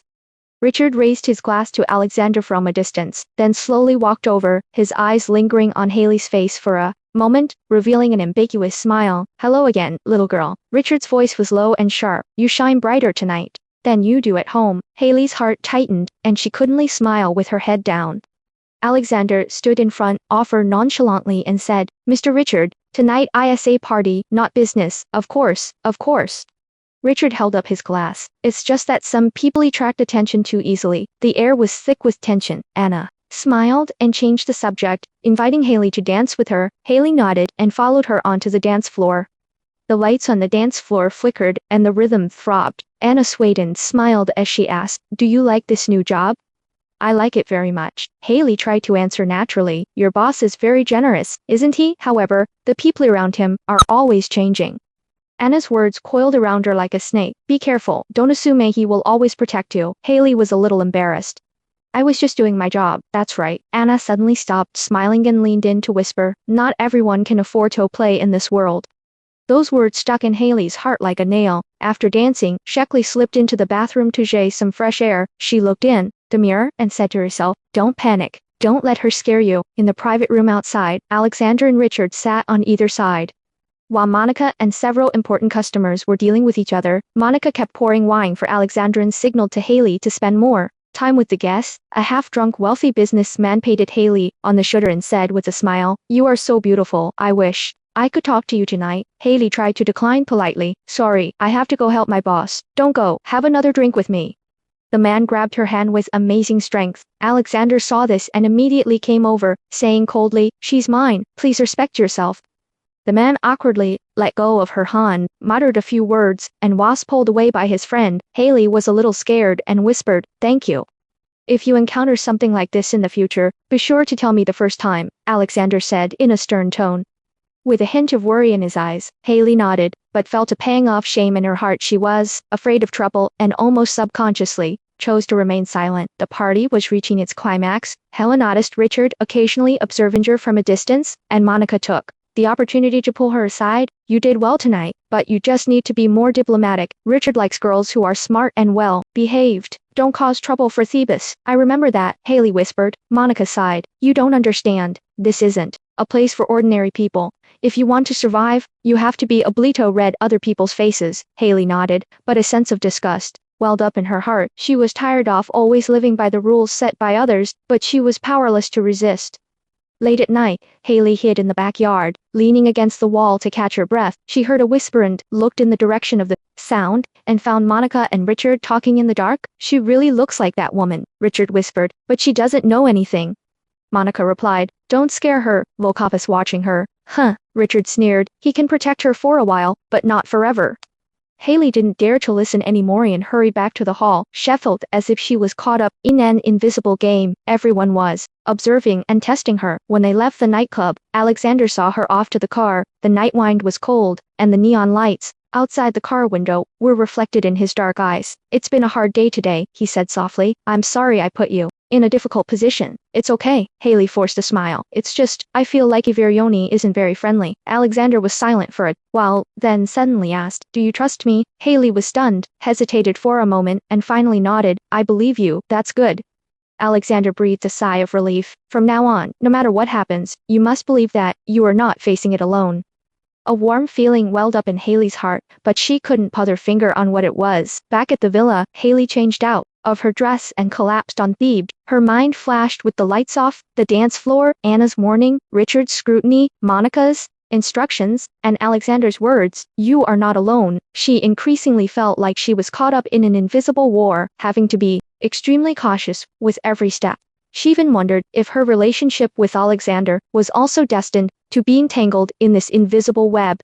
As the night deepened, Haley stared out the window in a daze, feeling confused and uneasy. Who am I? What do these people want from me? Is it me they're after? Oh, aura, reflection of some shadow within me? This night, the neon lights of Manhattan air still brilliant, but in the heart of a certain girl, darkness is quietly taking root. Mornings in New York always come quickly. At first light, Haley was already awake. Last night's party replayed in her mind over and over again. Richard's gaze, Monica's warning, Anna's provocation, and Alexander's voice asking her, do you trust me? They all flooded back like a tide. Haley went downstairs. Linda was thinly, one busy in the kitchen. Her expression was unusually gentle. You had a hard time last night, didn't you? Haley nodded and whispered, I feel like a kitten among lions. Everyone is watching me. Linda sighed and handed her a plate of baked croissants. Here, no one can truly let their guard down. When I was young, I also thought that as long as I worked hard, I would be accepted, but I gradually realized that some circles only belong to certain people. Haley's heart moved, and she asked softly, Linda, why are you staying here? Linda pondered for a moment, her smile tinged with helplessness and kindness, because some places, though oppressive, are gentler than the outside world. Haley chewed the warm bread quietly, feeling a warmth spreading from her stomach to her heart. She thanked him softly and got up to go water the flowers in the yard. The rose branches were disheveled from last night's storm. Haley crouched down and slowly straightened the branches. Her hands were covered in dirt when her phone dinged. It was a text from Tina. Are you free this morning? I have gossip. Haley laughed and immediately replied, come to my place for coffee. Soon, Tina appeared at the back door of the villa with a cup of instant coffee. Looking at the nightclub photoshoot posted on your Wetchet Moments last night, I almost thought you became famous overnight. Don't make trouble, Haley smiled bitterly. I will never get you set to places like that. The two sat on a garden bench. Tina drank her coffee and asked mysteriously, did you know that Richard investigated you last night? Haley's face changed slightly. Investigate me? What is he going to do? Tina whispered. An old friend of mine who works as a cashier at a nightclub, said Richard, has been having people check your information lately and has even put your file together with that of a former waitress who went missing at the nightclub. Haley's heartbeat quickened and her palms began to sweat. Why would he check on me? How would I know? Just be careful. Tina patted her hands. But don't worry, Alexander is not a pushover. He's invested so much in you. He definitely won't let anyone hurt you easily, but I'm afraid I'm just a substitute. Haley's voice was almost inaudible. Don't think too much. As long as you know who you are, let others think what they want, Tina said solemnly. Haley nodded. But her heart was in a tangled knot. At lunchtime, Alexander came home earlier than usual. As soon as he walked in, the atmosphere in the house suddenly became tense. Haley tried to keep a low profile, but Alexander stopped her. Are you free? Come with me to the greenhouse. The two walked into the glass greenhouse, one in front of the other. Sunlight streamed in through the skylight, scattering across the blooming orchids and succulents. The air was filled with scent of earth and flowers. Did I behave badly last night? Haley asked tentatively. Alexander turned around and looked at her with a complicated expression. You performed very well, better than I expected. But I feel I am increasingly confused about my place in your world, Haley murmured, looking at a pot of blooming white roses. Alexander was silent for a moment, then suddenly whispered, what do you think of Richard? He's powerful, very dangerous. Haley subconsciously recalled Richard's sharp gaze and intentional or unintentional temptations. Yes, that's who he is. Alexander sighed softly. Many years ago, he was my most trusted mentor. Then, because of phone incident, we became rivals. What's the matter? Haley couldn't help but ask. Alexander shook his head, his eyes darkening. Some things in the past, if told, will only make the present worse. The air froze for a moment. Haley, vaguely felt that she had touched the most hidden wound in Alexander's heart. Haley, if one day you find yourself involved in some danger, please, believe me, I will do everything can to protect you, Alexander said solemnly. She was a little dazed, her eyes filled with anxiety and gratitude. In the afternoon, Eric asked Haley to help him sort out the clutter in the basement. The basement was dark and damp, filled with old furniture and cardboard boxes. While cleaning, Haley accidentally found a stack of yellowed account books and several unopened letters in a broken box. The envelope was signed J&T Dress, was the former location off Blue Heart nightclub. The letter was dated the same week that a waitress at the nightclub disappeared. Driven by curiosity, Haley quietly pulled out a letter and opened at it. There were only a few lines of scribbled words inside. I can't go on like this. They won't let me go. If you see this letter, it means I have already. Haley's heartbeat quickened as she continued to read, only to find that the following words had been turned off. She froze, a sense of foreboding rising in her heart. Suddenly, footsteps were heard behind him. Eric stood at the top of the stairs and asked coldly, "What are you doing?" "I'm looking for the list and packing up at the same time." Haley pretended to be calm and put the letter in her pocket. Eric glanced at her, but without further inquiry. He said in a deep voice, "Hurry up and don't move things." With lingering fear, Haley packed up her other things and took the letter upstairs. She secretly put the letter in her drawer and decided to study it carefully in the evening. In the evening, Alexander and Richard suddenly appeared in the living room. At the same time, the air immediately became stagnant, as if even breathing had become cautious. "We have some things we need to talk about in person," Richard said straight to the point in a firm tone. "Okay." Alexander smiled, but his eyes showed no sign of retreat. The two of them closed the door off the study, leaving only Haley and Eric outside the door, and the inexplicably tense atmosphere that enveloped the entire villa. Haley looked at Eric, wanting to speak, but stopping herself. "Don't ask," Eric whispered. "Some things are not your place to get involved." She nodded, but her heart grew heavier. At dinner, Alexander and Richard ate calmly, occasionally exchanging private conversations in English and Russian. Linda tried to look natural, but her facial muscles remained tense. Haley noticed that Richard's attention to her was stronger than ever before. His eyes kept wandering around the table, meeting her gaze intentionally or unintentionally. "Haley, where are you from?" Richard asked suddenly. "A small town in Nebraska." Haley replied calmly. "No wonder, he looks so simple." Richard smiled, but Haley felt there was a knife hidden in that smile. After dinner, Alexander saw Richard off, and Haley finally felt a sense of relief. She hurried back to her room and reread the letter she had found in the basement. She decided to go to the old nightclub tomorrow to find out the truth. As the night deepened, Haley tossed and turned in bed, still perceiving Richard's cold voice. She suddenly realized that she wasn't simply passively drawn into someone else's game. Perhaps a part of her past, deliberate teleconts, had been brought back into light because of her presence. "I have to find out how this all started." She clutched the letter in the dark. There was a whisper downstairs. It was Alexander and Eric. She pricked up her ears and only heard one sentence. "She can't know the truth." Haley's heart trembled and her eyes became determined. In the early morning hours, the Manhattan skyline still twinkled with lights. Inside his villa, Alexander Volkov had barely slept all night. He sat by the floor too, ceiling window in his study, watching the sky fade from deep blue to height, twirling a felt-tip pen in his hand. Spread out on his desk were negotiation drafts, financial statements, and a thin envelope sent anonymously. There was no signature on the envelope, and the message was simply, "Some people around you are not trustworthy." Alexander stared at the words, his thoughts swirling. He knew that today's negotiations would determine whether his 20-year feud with Richard could be resolved, and whether his business empire could be further expanded. Booth also knew that this was a fraught game, where a single misstep could lead to irreparable consequences. Downstairs, while Linda was preparing breakfast, she noticed that Haley hadn't slept all night and had dark circles under her eyes. Haley was thinking about the letter she found in the basement last night, and decided to go to the Blue Heart nightclub to check for clues. While Rickard and Alexander were busy negotiating, "Don't push yourself too hard," Linda advised softly. "The atmosphere at home has been bad lately. Try not to cause trouble." "I know," Haley said with a forced smile, "but I can't sleep until I understand some things." "You always have to protect yourself. The world outside is more complicated than you think." Linda clapped her hands meaningfully. At 10 o'clock in the morning, Richard arrived at the villa, accompanied by his lawyer and 2 assistants. The curtains in the living room were drawn tightly, and the table was covered with a contract, coffee, and a bottle of Fine whiskey. Alexander and Richard sat across from each other, while Eric watched cautiously from the side. Everyone knew this was no simple negotiation. Richard took the initiative and delivered a slam. The conditions you proposed are not sincere enough. Alexander remained calm and smiled. I've already made concessions to the maximum extent possible. You should understand that this is not the time for you to have the final say. Richard sneered. It's hard to say who will have its last laugh. Do you think there's no one around you who's tipped off? Alexander's eyes darkened, sensing a hidden meaning in the other person's words. Under the table, he gently pressed the arm of the chair, signaling Garrick to be more alert. The lawyers began discussing the contract line by line, the two sides sometimes exchanging sharp words, sometimes laced with sarcasm. The atmosphere grew increasingly tense. Outside the reception room, Linda and Haley kept their ears perked up. Haley could even hear the security guards patrolling the door every few minutes.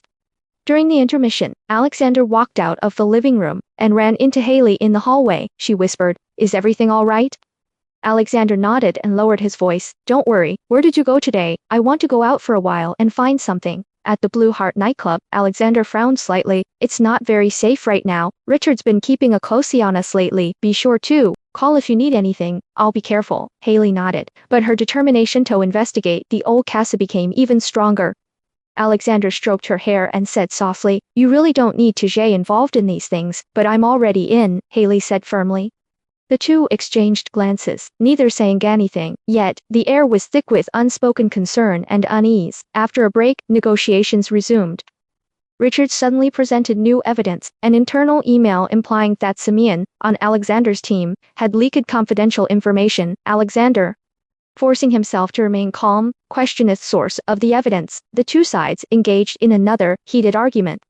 Even slamming the table, assistants and lawyers took turns mediating, and the situation nearly devolved into a physical altercation.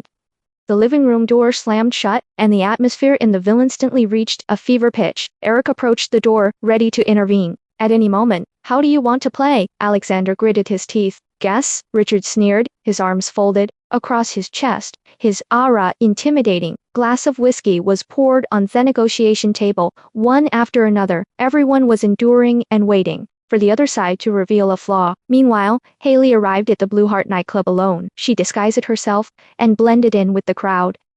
The dance floor was dimly lit, and behind the bar was a familiar bartender. She whispered a greeting and tentatively asked about the nightclub's missing waiter. "That girl you were talking about, that's an old story," the bartender said in a loud voice, looking her over. "Don't ask around, or you'll get into trouble. I just want to help me friend find some clues. There are some people you could mess with, you know." The bartender looked around wearily. "There's been a big fuss about Richard and Alexander lately, so it's best not to get on the wrong side." Haley nodded, but she was even more determined to find out the truth. When she turned around, she suddenly felt Simeon staring at her from behind. She pretended to be calm and walked out of the nightclub quickly, but her heart was beating uncomfortably. When they returned to the villa, the negotiations were reaching a fever pitch. Haley paused at the stairwell, just in time to hear Richard say coldly, "Do you think you can keep those secrets hidden forever? I advise you to admit defeat as soon as possible." Alexander refused to give in, and said in a cold tone, "You can try and see who lose more miserably in the end." The two confronted each other for a long time and finally parted on bad terms. Richard left angrily with his assistant and lawyer, and before leaving, he turned back and stared at Haley with a threatening and amusing look in his eyes. The room finally quieted down. Eric locked the door immediately, and inly breathed a sigh of relief. After confirming it was safe, Richard won't give up. Alexander sat on the sofa, rubbing his temples tiredly. Haley walked over and asked softly, "Is it really dangerous?" "This is just the beginning." Alexander's tone was calm, but there was a subtle anxiety in his eyes. "I just heard some rumors in the nightclub that someone seems to be keeping an eye on you for Richard." Haley gave the clue. Alexander smiled bitterly. "I know, there are no secrets here." The two sat in silence, with suppressed and unfinished words floating in the air. Late at night, alone in her room, Haley read the letter over and over again, becoming more and more frightened. "I can't be just a bystander anymore," she said to herself. Another anonymous text message arrived on my phone. "Don't think you can escape. You're next." Haley felt cold all over, and the night seemed to grow heavy. Meanwhile, in his study, Alexander repeatedly reviewed every detail of today's negotiations. He opened his phone and looked at the anonymous reminder, his expression growing increasingly gloomy. He knew the enemy was closer than he had imagined, and betrayal might be just around the corner. He made an encrypted call. Activate backup plan. I will find out who betrayed me. The villa was unusually quiet in the morning. After a night of drizzling rain, the garden was filled with the scent of damp earth. Haley had been sleepless all night, tossing and turning, thinking about the mysterious letter from the basement and the increasing number of anonymous threats on her phone. She stared at the irregular cracks in the ceiling, her mind gradually forming a decision. She knew that no matter how Alexander treated her, she could not remain a passive waiter. She had to find her own direction and become stronger in order to survive in this turbulent world. At daybreak, she went downstairs to prepare breakfast. Linda was already busy in the kitchen. Seeing that she looked tired, she asked with concern, "Did you not sleep well last night?" Haley nodded and whispered, "I've been dreaming lately that someone chasing me in the dark, but no matter how hard I try, I can't run away." Linda sighed and handed her the hot milk. "Sometimes people are trapped by their own fears. Only by facing them can you get rid of them. I want to change." Haley held the cup, her tone firm. "I can't always wait for others to help me. I want to try to make a way for myself." Linda smiled with relief. "I've long seen that you are not the kind of girl who would settle for being ordinary." At the breakfast table, Alexander and Eric discussed their strategy after the failed negotiations last night. Both of them looked grim, and the atmosphere at the table was depressing. "Richard won't give up easily," Eric frowned. "I suspect he has already planted spies around you." "Don't worry, I'm prepared," Alexander said lightly, but his eyes accidentally fell on Haley. Haley ate her toast, forcing herself to act like a normal, carefree girl. But she could sense Alexander's worry, and also sense an invisible gaze, watching her from behind. After dinner, Alexander asked her to talk to him in the greenhouse, where sunlight streamed in through the glass roof, and the fragrance of flowers filled her nostrils. "Were you scared last night?" he asked gently. "It's okay," Haley forced a smile. "I'm just a little confused. Lately, I've always felt like Yoni has their own secrets." Alexander was silent for a moment, then said, "You don't have to push yourself too hard. You're here, and if you have any difficulties, you can tell me." "Thank you for your concern." Haley looked up at him. "But I want to try to survive on my own. I can't always rely on others to protect me." Alexander's expression was complicated, but he finally nodded. "If you need any resources, please let me know." That afternoon, Haley finally made up her mind and used her break time to put together her resume. She opened her notebook and wrote down her past work experiences at nightclubs and villas, highlighting her organizational skills, communication abilities, and learning ability. She even asked Linda to come over and help with the English and wording. Linda smiled and commented, "Your resume is more professional than the one I applied for when I applied for a restaurant manager position. I need to apply for some basic positions first." Haley said seriously, "I can't always do waiter work. I want room to grow." "That makes sense," Linda encouraged her. "Even if you meet a good boss, you still have to fight for it and not be too humble." Haley nodded and sent her resume to several startups, cafes, hotels, and retail stores. She was both excited and nervous, not knowing what the future would bring. In the evening, Alexander arranged for additional security personnel to be deployed at home. Eric followed him like a shadow, vigilantly patrolling the area around the villa. Haley was weeding in the garden when she spotted a strange figure hurrying past the fence. She froze, then remembered threatening text messages she had received on her phone a few days ago, and a chill ran down her spine. She turned to tell Eric. "Butch bumped into him around the corner?" Eric asked coldly. "Did you see anyone suspicious?" "There's a man outside the wall, seemingly monitoring this place." "I'll take care of it." Eric's eyes were stern. "If there are any abnormalities in the future, report them immediately." "You think Richard sent them?" "Probably. He never wants to lose," Eric said with a hint of coldness in his voice. Haley nodded, but the fear in her heart did not subside. She subconsciously did her phone and decided to protect herself first, no matter what happened. That evening, Tina called. Her tone on the other end of the line was relaxed, but she was actually worried. "How have you been lately? Is it too boring in the villa?" "No," Haley laughed. "I'm working on my resume and looking for a new job." "Really? You finally figured it out?" Tina said excitedly. "People like you should start your own business, stop working for someone else. Take it slow and find a safe place to start." "Oh, by the way," Tina said, changing the subject, "a friend of mine is starting her own media business. Do you want to try it together? If she does well, she might become famous." Haley thought for a moment and said, "I'll give it a try. The more options I have, the better." The two chatted for a long time, from their future ideals to their work and life, from the night view of Manhattan to the grasslands of their hometown. When they hung up the phone, Haley felt calmer than ever before. The next morning, Haley received an interview invitation from a startup coffee chain. She was nervous, but excited, so she asked Linda to help her choose clothes and put on light makeup. Come on. Linda straightened her collar. Whether it succeeds or not, at least you took the first brave step. The interview was held on the bustling 8th Avenue. The cafe was warm and bright, and the owner was a young Asian woman with a capable demeanor. Have you worked in a nightclub before? The boss asked curiously. Yes, and later I worked as a valet assistant, doing all kinds of work. Haley answered honestly. Can you use a cash register, order food, and manage inventory? Yes, and I'm very hardworking, and willing to learn new things. The boss thought for a moment, and nodded. Okay, the trial period will begin next week. If you do well, there's a chance for promotion. Leaving the cafe, the sun shone warmly on her face. Haley took a deep breath and felt her whole body lighten up. She looked up at the blue sky and, for the first time, felt that the future truly belonged to her. When she returned to the villa, Alexander was in the living room, working on some business. Seeing her enter, had put away his phone and asked, "How was the interview?" "Passed. My probation period starts next week." Alexander smiled a rare smile. "You deserve better. Congratulations. Thank you for your support," Haley said sincerely. "I want to work hard on my own." Alexander looked at her gently, his eyes filled with admiration and a touch of worry. "Remember, no matter what happens, you can come to me." "I will." The two smiled at each other. At that moment, Haley realized that she was no longer just a girl living under someone else's roof in this family, but a person with independent goals. At night, Haley was in bed looking through her new resume when she suddenly received another strange text message on her phone. "The more you stand out, the more dangerous it is. If you want to live, be honest." She felt a chill in her heart, but this time, there was no fear. She replied, "I won't be intimidated by you." She closed her cell phone and looked out the window at the city at night, feeling an unprecedented sense of determination and clarity in her heart. Night fell quietly, and the streets of New York were shrouded in a thin mist, the lights diffusing into a soft glow. Haley finished her first day of probation at the cafe and dragged herself back to the villa, exhausted. As soon as she stepped through the door, Linda greeted her.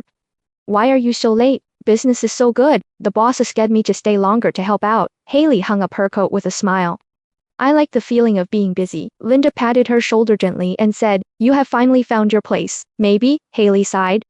"But I always feel like I'm always in the move, and haven't really reached a place where I belong." She returned to her room, took a hot shower, and changed into loose-fitting home clothes. Lying in bed, her mind cold and stopped. The day's busy schedule and her boss's compliments, Alexander's concern at night, and Richard's threatening text messages, all of them kept swirling around in her mind. She stared at the ceiling in a daze, when her phone suddenly vibrated. It was a message from Alexander. "Would you like to come sit in the study for a while?" She was stunned for a moment, then immediately replied, "Okay." The study door was half open. Alexander sat at his desk, lit only by a warm lamp. He had taken off his coat and casually rolled up his shirt sleeves, looking less distant than usual.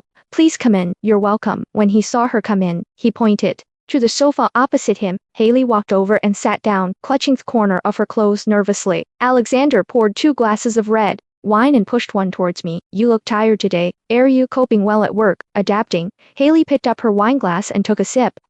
"It's been smoother than I expected. In fact, I'm very grateful to you for always giving me confidence and opportunities." Alexander looked at her with a gentle gaze. "I'm most pleased that you can find your own direction. You don't need to thank me. All your efforts are your own."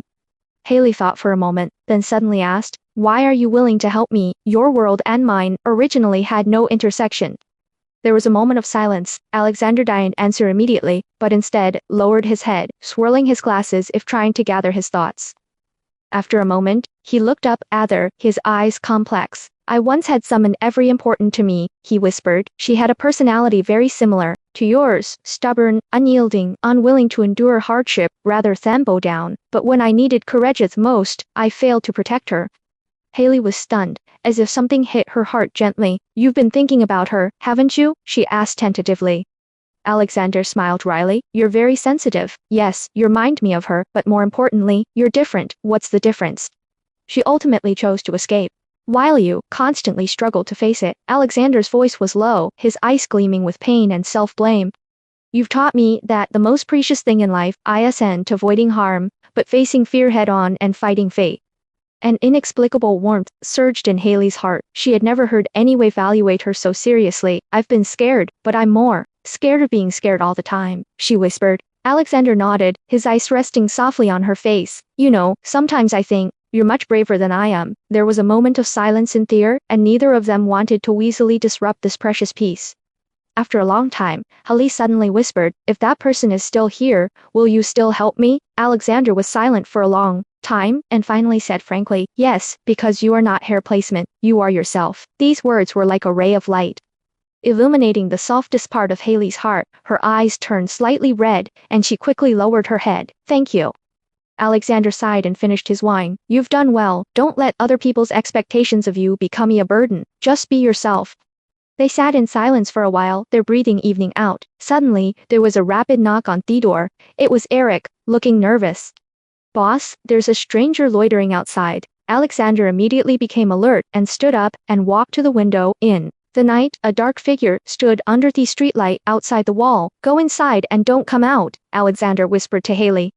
Is that Richard's man? Haley's voice trembled. It's very likely, Alexander said solemnly. Don't be afraid, I will protect you. Haley stood by the door, her heart pounding. Through the crack, she saw Alexander and Eric talking to each other, then walked into the night together and disappeared outside the gate. The room was eerily quiet. Haley didn't dare sit down, so she paced back and forth. Then, another unfamiliar text message arrived on her phone. I advise you to be more restrained, or you won't be able to come back next time. She clutched her phone tightly, trying to calm herself down. She knew it was impossible for her to return to her previous simple life. Half an hour later, Alexander returned to the house and patted her on the shoulder. It's okay, it's just bluffing. Is there any danger? Alexander shook his head. As long as I'm here, no one can touch you. Haley stood by the door, her heart pounding. Through the crack, she saw Alexander and Eric talking to each other, then walked into the night together and disappeared outside the gate. The room was eerily quiet. Haley didn't dare sit down, so she paced back and forth. Then, another unfamiliar text message arrived on her phone. I advise you to be more restrained, or you won't be able to come back next time. She clutched her phone tightly, trying to calm herself down. She knew it was impossible for her to return to her previous simple life. Half an hour later, Alexander returned to the house and patted her on the shoulder. It's okay, it's just bluffing. Is there any danger? Alexander shook his head. As long as I'm here, no one can touch you. At that moment, Haley suddenly felt safe. She looked at Alexander and suddenly felt that there was a layer of tacit understanding and trust between them, not just employer and employee, but to people watching over each other in the darkness. The next morning, Haley woke up early. She took the initiative to go to the kitchen to help Linda make breakfast, and even poured a cup of black coffee for Alexander. Alexander walked into the restaurant and saw that she was in good spirits. He smiled and said, Did you have a good rest last night? Well, thank you. He drank his coffee, his eyes gentle. From now on, just be yourself. We'll face all the difficulties together. Haley nodded, finally relieved of the burden she had carried for years. She knew she was no longer a wandering shadow, no longer a replacement for anyone. That evening, Haley walked alone on streets of Manhattan, feeling a surge of emotion. Under the neon lights, her reflection blended into the city's light and shadow. She said to herself, one day, I will be someone new who deserves to be loved. Behind her, Alexander's eyes watched over her tenderly. In the darkness of the night, they were no longer alone. The winter nights in New York City were growing colder. Haley sat at the cashier at a cafe, watching snowflakes slowly fall outside the window, blurring into a hazy curtain beneath the orangest lights. Today was the day she officially became a full-time employee at her new position, and while she should have been happy, she couldn't muster any energy. Every time she was lost in thought, Alexander's face would appear in Herman, and she would recall the words she had said in the study that night, the tenderness and self-blame in his eyes, his careful protection, and the unspoken loneliness. Everything made her unable to extricate herself. The busy workday quickly ended. After work, she returned to the villa. As soon as she opened the door, she heard Alexander's whisper from the living room. He was sitting on the sofa, documents spread out on the table. He looked a little tired, but when he saw her, a hint of tenderness still flashed in his eyes. Are you back? His voice was a little hoarse. Haley took off her coat and asked softly, would you like some hot tea? Alexander nodded. She went to the kitchen to boil some water, but her palms were already burning with heat. When she returned with 2 cups of tea, she found Alexander leaning against the back of the sofa, his eyes closed, a faint trace of fatigue on his forehead. Haley carefully set the cups down, hesitated for a moment, and whispered, Sir. Alexander opened his eyes, looked at her for a moment, and whispered, I'm sorry I made you worry these days. It's okay, Haley responded softly, her heart inexplicably throbbing. I know you're tired. He looked at her, his expression dazed for a moment. Sometimes I feel like I'm too dependent on you. These words made the air heavy and ambiguous. Haley subconsciously her eyes, not daring to meet his gaze, but she could feel his gaze lingering on her face. The two of them were silent for a moment. Alexander suddenly stood up and walked to the window. He looked out at the snowy scene and said in a low voice, "Haley, don't you think I'm too selfish? I pulled you into my world, but I gave you nothing in return." Haley walked over and stood beside him, her voice gentle. "I never felt that you owed me anything. On the contrary, I have always been bothering you." Alexander chuckled softly and turned to look at her face. They were only an arm's length apart. At that moment, Haley could clearly hear her own heartbeat. Suddenly, Alexander reached out and gently grasped her wrist. His fingertips were warm and firm, his grip restrained, tinged with a hint of eagerness. Haley froze, her entire body enveloped by a powerful emotion. "I always can't control myself," Alexander said hoarsely. "Every time I'm close to you, my heart feels like a fire."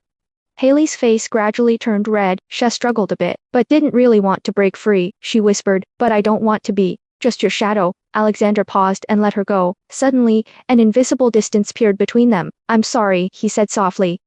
"I just want to protect you so much, and I'm so afraid of losing you again." "You're not wrong. I'm just too sensitive." Haley shook her head, fighting back tears. "It's just that I'm really afraid that I'm just a replacement for the past." They both fell silent. Outside the window, the snow fell heavier and heavier. The night was gentle yet extremely cold. The next day, Haley was restless. She accidentally spilled coffee on a customer at work. Luckily, the customer didn't make things difficult for her, but she was still upset and blaming herself. During lunch break, Tina called. "What's wrong with you? Your voice has been weak lately." "Nothing, just some emotional troubles." "Is it that Alexander?" Tina hit the nail on the head. Haley smiled bitterly. "I don't know what's between us. He's very good to me, but I feel like can never get into his heart." Tina's voice softened.